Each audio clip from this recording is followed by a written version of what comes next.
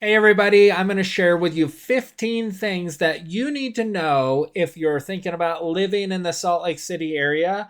I'm going to share with you some of the local secrets, and I'm getting after it right now.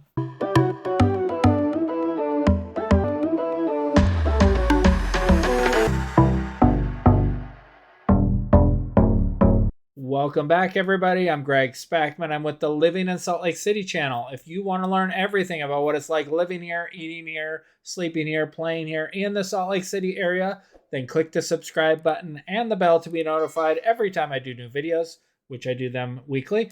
And if you want to learn more about it, then keep watching this video because I'm going to share with you 15 things that you need to know. So the number one thing that you need to know is the liquor laws here in Utah are completely stupid. They are some of the worst liquor laws in the entire nation, if not the entire nation. You can't buy alcohol on Sundays at the grocery store or at the state run liquor stores, which don't even get me started on the state run liquor stores. They are awful. It is awful that you have no options, no choices about where you're going to be able to buy alcohol. If you want certain types, you got to go to the state run store and then they decide what they want to price it at and if they want to carry that type of alcohol. Uh, One of the things that we just found out was my son is a big Angry Orchard fan, and we thought that they sold them in the grocery store and then they stopped selling it. Well, apparently they never have here in Utah. It was just elsewhere that we had them in the grocery store. But because of what percentage of alcohol they're only at the state run liquor store. You can get some of their brand called Red, but it's not as good as Angry Orchard for him. So just know that you're going to have that. The alcohol DUI limit, 0.05, which I'm cool with since nobody really should be drinking and driving at all. So really it should be zero pretty much for driving, maybe some sort of whatever you're going to test for some sort of medicine that you might be taking. But as far as that goes, nobody really has an excuse with Uber, Lyft, or family or friends that would be happy to drive you instead of you driving. Uh, just know that alcohol here is a thing and you need to be aware of that. Certain restaurants, the bar area will not have a real bar. It'll look like a bar, like we go to Chili's sometimes, and they have this full setup that's like a bar, but nobody actually mixes drinks. They mix them around the corner, and that's due to you're not allowed to have mixed alcohol drinks or pouring alcohol within a certain distance of children. And so, since Chili's wants to be able to sit anybody in the bar area, they do that around the corner. And other places will have different partitions and stuff. They used to have some sort of alcohol club membership, but that went away, fortunately. So maybe we'll get a little bit um, different changes to our alcohol rules here in Utah. The number two thing that you need to be aware of is traffic and the drivers here in Utah. So we have some of the worst drivers anywhere in the entire nation, I feel, drive here in Utah. They drive really, really fast on the freeway. They don't seem to pull many people over for speeding, but you'll see people doing 85 plus on the freeway, 100 miles an hour. One of the things that they love to do is just ride up on your bumper and then ride you, and then you move over, and then they just go up to the next person. So it's like they have that auto cruise control set on 100, and then they just sit behind cars until everyone moves over, that sort of thing. You're going to find that red lights, people don't really seem to wait for red lights, they just go through them. So you're going to see 5, 6, 8, 10, 20 cars go through a red light. So just be aware if you're one of the first cars, you should spend an extra half second or two and make sure no one runs the red light. Otherwise, you're going to get into an accident. And I think that's a lot of the accidents that you'll see driving around is from due to that. Traffic wise, traffic is just going to keep getting worse because we have only a set amount of lanes. Looks like the I-15 is pretty much built out, so it's only going to get worse as more and more people move here or just travel north south on 15. We are going to have some little relief potentially when Mountain View Corridor gets fully completed and Bangerter. Bangerter is going to be a nightmare over the next year or so while they do some underpasses and overpasses along it. But once that's done, I think it'll be really nice getting all the way from I-80 all the way over to I-15 when you take Bangerter. So that should be cool when that's all done. However, but then they're going to start doing Mountain View Corridor, and then it'll probably make Bangerter not as nice because more people will be using Bangerter because of Mountain View Corridor being messed up. be nice if they would do some of the under and overpasses on Mountain View now. The number three thing that you need to know, and this is something that we kind of saw online a little bit before we moved here, is our floor plans of the homes here in Utah are awful. A lot of them. They have what's called the Mormon room, I'm told, which is what used to be your formal living room that nobody uses nowadays, but it's a waste of space. Typically, some people will do it as a piano room, which is nice, but for the most part, you'd rather have that square footage in your family room or kitchen or something like that. The other thing that we've seen is a lot of the homes will have a really, really small kitchen. And this never really made much sense to me. Maybe someone can explain it, but with the amount of kids and stuff that people have, you would think they'd want a bigger kitchen, but they don't. So, and then they will have an elevated, like, kitchen area where you're eating, and then the family room is set down. Not a fan of that as well, but there are good floor plans in the newer style homes and some of the older homes where people have remodeled. They fixed that some. Toll Brothers is one of my favorite builders. They seem to have the floor plan dialed in for whatever reason. A lot of the other builders don't, but some of them do. So you just have to reach out to us so we can talk about that. But that's something that you need to be aware of. And I wasn't even aware of the floor plans being as bad as they are when we moved here. The number four thing you need to be aware of when living here in the Salt Lake City area is mass transportation or mass transit. And I didn't look this up when we moved here, but found out that we have really good mass public transportation here in the Salt Lake City area. We got the track system with the red, blue, yellow, green lines, and we have the front runner train. Haven't tried any of the buses, so one day I'll have to try taking the bus and see how that works out. But just the track system, I can take it, for instance, in Daybreak and get all the way into Salt Lake City. So if I don't want to drive, I wouldn't have to drive to go into Salt Lake City, which is cool. I could take it all the way around to Draper, which would be, much longer, but I could actually do it. And then the front runner train runs all the way from Provo all the way up to like Ogden Layton area where it ends there. And then it stops at this really cool Mexican place you can eat. And I believe that's Layton, I think is where that is. But that's a super cool place that's right at the train station. So public transportation, a big plus in my book when moving here to the Salt Lake City area. To get around. The number five thing you need to be aware of when living in Salt Lake City is our rain and snow. So this year we're getting a ton of rain, way more rain than I feel like we got the first 3 years that we've been here. Snow, it's about the same. It's not really snowing anymore, any less. Snow doesn't seem to be a big issue for us where we live. It'll snow a few inches, and the plows do a really, really good job of making sure all the major roads are done, and then the side roads actually are still really good as far as that goes. I'm sure there's areas where it's worse than others, and the closer you get to the mountains, the more snow they get. So it may be a little bit more sketchy when you're up against the mountains, but you probably want that if you're moving there. And there's other perks for being close to the mountains, like your hiking trails and stuff you get to go do that are walking distance. So that's cool. Just you need to be aware of rain and snow. Oh, one other thing, in the summertime, typically it will rain in the afternoon and then the wind will blow and then your car gets dirty. And I feel like this was set up by the car wash companies here to get you on their monthly pass. If they can make it rain, for 5 minutes and then the dust blows, then your car needs to be washed. So people will keep the monthly fee with the car wash. So I don't know if that's true, but it would make sense that the car wash companies are able to make it rain. The number six thing you need to be aware of in Utah or living in Salt Lake City is our taxes here.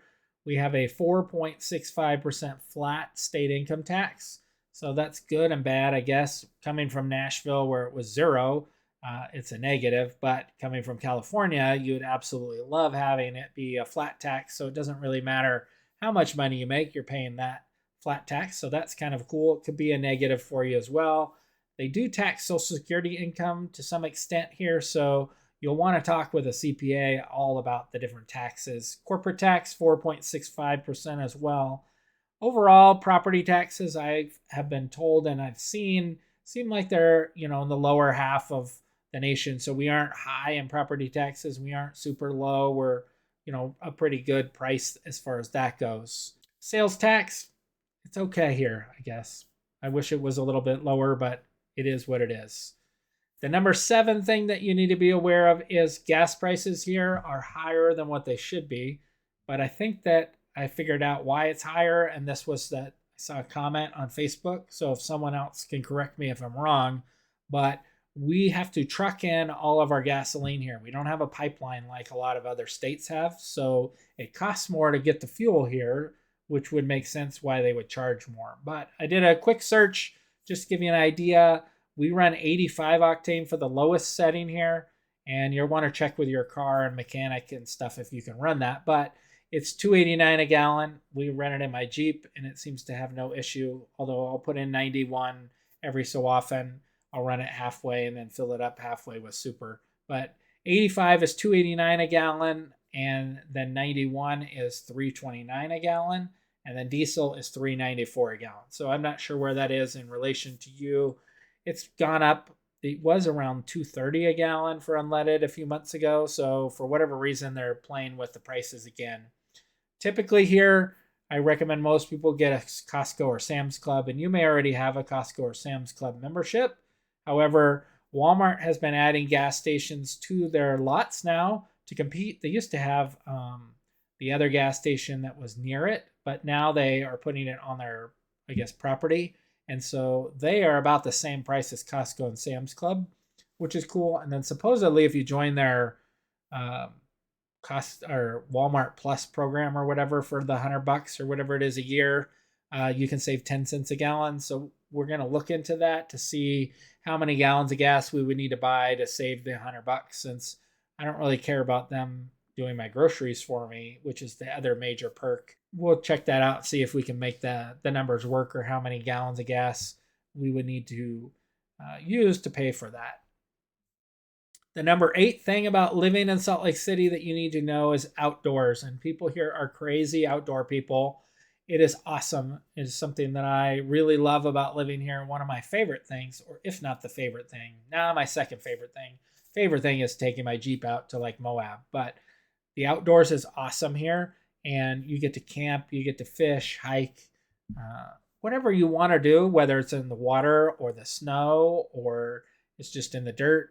You can do everything here in Utah, and you can do everything, as far as that doesn't require snow once it hits about April or May, because that's when the snow will typically melt, all the way through October. So it's awesome that you get to do all of that stuff. And since it's not humid here, I really like, camping. It's super nice, even if it's kind of cold. We went to Strawberry Reservoir to camp, and it was pretty chilly. I think it got down to like 20s at night, but during the day it was like 60, so it was fine and super fun. Great things you can do in the outdoors here, and you're going to find more and more people do it. So I, recommend doing some research and getting yourself a good pair of walking or hiking shoes or boots and get to it. Get to the outdoors. The number 9 thing you need to be aware of living here in Salt Lake City is the views of the mountains and view of Utah Lake. If you can get up into the Draper area, get up into the hillside and look at the views. We have incredible views of our mountains, the views from when they have snow on it to the views when they don't have snow to the copper mine. There's a really cool place called the Overlook that you can drive your car up to. I don't really recommend a non-four-wheel drive car, but you could do it. We've seen people up there with their, BMW at the top of the mountain. So you can definitely do it if you drive slow. But the Overlook has an amazing view of all of Salt Lake City. So going up there, either picnic time, lunchtime, or at dusk for sunset, incredible views. Everything is super cool up there. And that's only open certain times of the year. The number 10 thing you need to be aware of living in Salt Lake City is we have a very family-focused family culture. It's really family-driven. That's pretty much in the entire state, but it is really family-focused here. So if you have a family, want to start a family, or are cool with families, then just know that that is here. The number 11 thing you need to know is the job market here in Utah is really, really good, especially Salt Lake City. And there's a place called Silicon Slopes that's in Lehi, which is, just south of Salt Lake City, about 30 minutes. And that is a cool tech area. So there's lots of different tech companies there. But there's tons of different jobs that you can find here in the Salt Lake City area. So get after it. The number 12 thing you need to be aware of when living in Salt Lake City, something I found when living here, and that's the airport is amazing. So we have one of the best airports I feel in the entire nation. We typically don't have many days where flights are delayed due to us in the Salt Lake City area. It's going to be due to other things. And if you've been flying lately, you know, like they have lots of different issues with staffing and then the pilots and stuff with planes. But for the most part, you aren't going to be delayed due to Salt Lake City weather. We have a great airport for you to, you know, if you're going to get food there, lots of good restaurants that are in the airport, which is surprising, but you know, you can get a good burger there. You can get pickup sticks, which is Chinese food. Fabulous. We don't have that anywhere else. There's a Panera Bread in there if you want some breakfast. Just good food in the airport. And then parking for the airport, super nice. It is full a lot of the time, so it can be challenging sometimes to find a spot. But when you're picking family up or friends or whatnot from the airport, awesome. The way that they have the cell phone lot set up, it's super close to picking people up. It's just a great airport. You can let me know if you like it too. The number 13 thing that you need to be aware of when living here is there are a ton of churches and temples. You're going to see lots of churches. Pretty much every neighborhood has a church in it. Lots of different churches. They've been building more and more other churches other than, you know, the LDS churches that are currently here. But just know that you're going to see lots and lots of churches here. The number 14 thing that you need to be aware of when living in the Salt Lake City area is the people here and how nice and friendly most people are. And they're even more friendly when they first meet you than after. And I think some of it is they just want to convert you to the church, but we'll see if that's the case. We've never had an issue with people not being friendly for the most part. Everyone just seems like they're nice and friendly that live here. And number 15 thing that you need to be aware of here is our foods. And the food here is mostly chains. So there aren't a ton of mom and pop restaurants that are really good here. We've had a really hard time finding really good places to eat. So if you have some good choices, comment below. But most of the stuff I see on Facebook, we've tried them and people will say it's great and the food is terrible. So either people have really bad taste buds here or they don't know what good food is. However, we did find a great new place to eat in Sandy called Libertango. And they do this smoked Gouda cheese thing where they have this like pill bottle shaped thing and then it smokes your cheese. Fabulous. Never had tried that before in my life, but the experience of that is just worth eating it, even though it's good. And then the steak is really good. So that's our new favorite place to go to. So if I can help you in any way make that move here to the Salt Lake City area, please reach out to me. Give me a call, shoot me a text, send me an email. I'd love to hear from you and help you get moved here. Until next time, be rad.